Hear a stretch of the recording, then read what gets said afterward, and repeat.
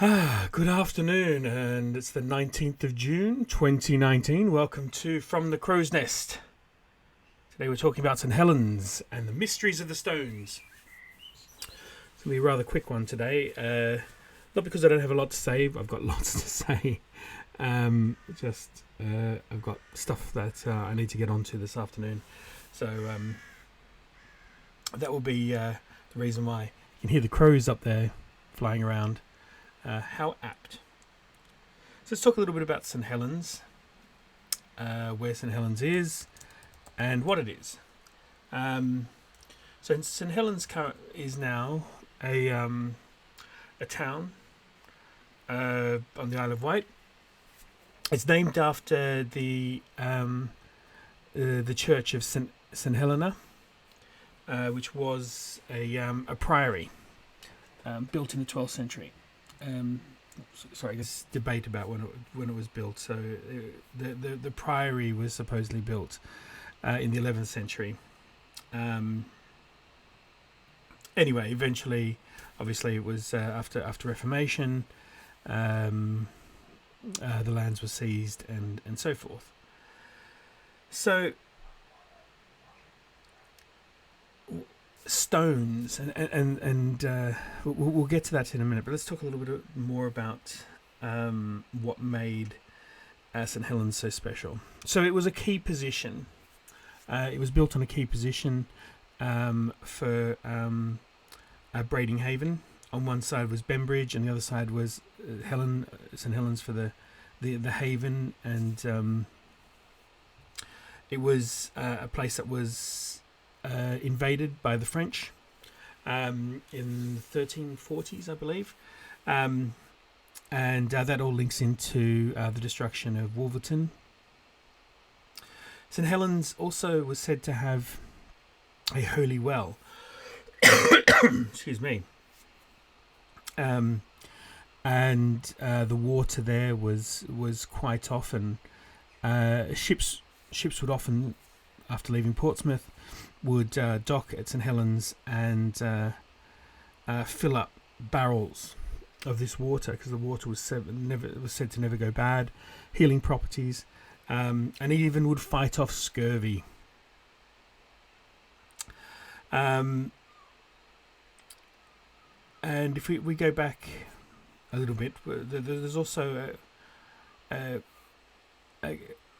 the building was built with a certain type of porous stone, and it was a type of soft sandstone, which was robbed also during the more modern period by ships, and they would take that stone and they would use it to clean the decks like scrubbing brushes before, and so the sailors would get on all fours and they would scrape away, and it made them look like they were praying, and they called these holy stones. Interestingly, though, and this is where we're going to get to the sort of mystery of the stones, there is a link between St Helens and stones, and this goes back way before the priory was even there. And it's also said that a wizard or an evil magic doer was trapped under where St Helens is built now, by the three sisters of the island, and a great mound was put on them. Now, doing some research at the behest of some of our followers, there was brought up this connection between the holy stones, which I'd not heard before, and after doing a bit of research, absolutely the holy stones and the holy stoning of the dead was absolutely a thing, and that was the stealing of these stones. But the whole idea of stonework and mysterious stones seems to go back even further, and it seems to be an early Anglo-Saxon /pagan connection. And just sort of going back and looking at the name of St Helens before the priory. In the Doomsday Book, it was named Etherin, and the name seems to come from the Old English, or the Anglo-Saxon, which is Harum, which is a place at the cairns or at the heaps of holy stones, which I think is really interesting. Place of holy stones. Now, does that mean that there could have been a burial site, a holy site, keeping in mind that there was a holy well there, a holy spring, and these springs and I'll be doing a more in-depth analysis of the holy springs and things on the island, because there are many, predate Christianity. I mean, they must have been magical things. I mean, even just thinking about where does the water come from? I mean, obviously we know when you look at it from a scientific perspective. But just imagine just walking around and then magically this clear, sweet, cold water bubbling up from the earth. What a gift. And of course, the assumption is going to be made. It has to come from the spirits. It must come from the gods. And there has to be something about them. I mean, so many of them have been shown to have curative powers. I mean, you even see it now in Christianity and Catholicism. The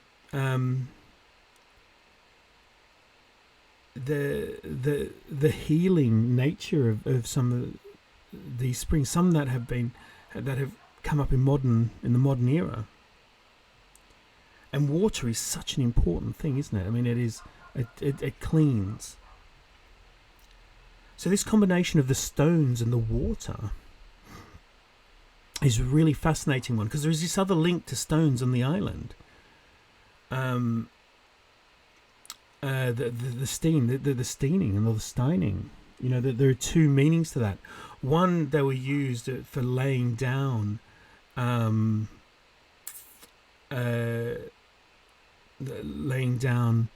borders, and they were laid down in special fashion to indicate where people were. It is it's a tradition that's gone by the wayside now, but they would lay them in specific patterns, not only at the corners of land, but also on roads and things like that. And then there's the second meaning, the anchoring, the anchoring of one's soul to this world, if ever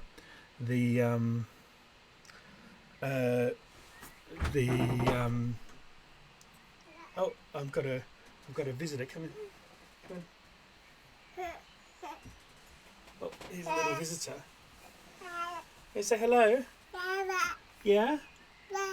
Yeah, you gonna have a wave? Yeah, my little Holly. Did you have a good sleep? Yeah? Yeah. Oh, did she? Oh, did you get to eat your lunch? Sorry about this interruption. Right, I'm just going to pass Holly back, and then I'll finish up what I'm doing. There we go. I'll be back. Yeah. So the where was I? The stones, yes. So the steining or the steining. There we go. The closing of the door was important to anchor one to this world. When the Swalen came in, when the mysterious fog that takes us between this land and the other. Here comes my favourite. There goes the train. What a mess this this live stream is. So yeah, so it's all about anchoring. So is this all linked? The stones, the piles of stones that were what became St Helens. Was there an ancient burial there? Is it linked intimately to the sacred well? A well that I'm yet to find, but I know it has to be there still. These things are the things that keep me up at night.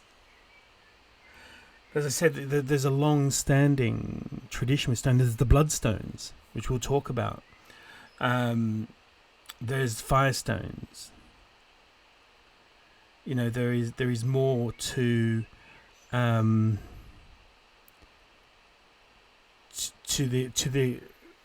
this idea of stones and water that meets the eye. And of course, there's the fossils.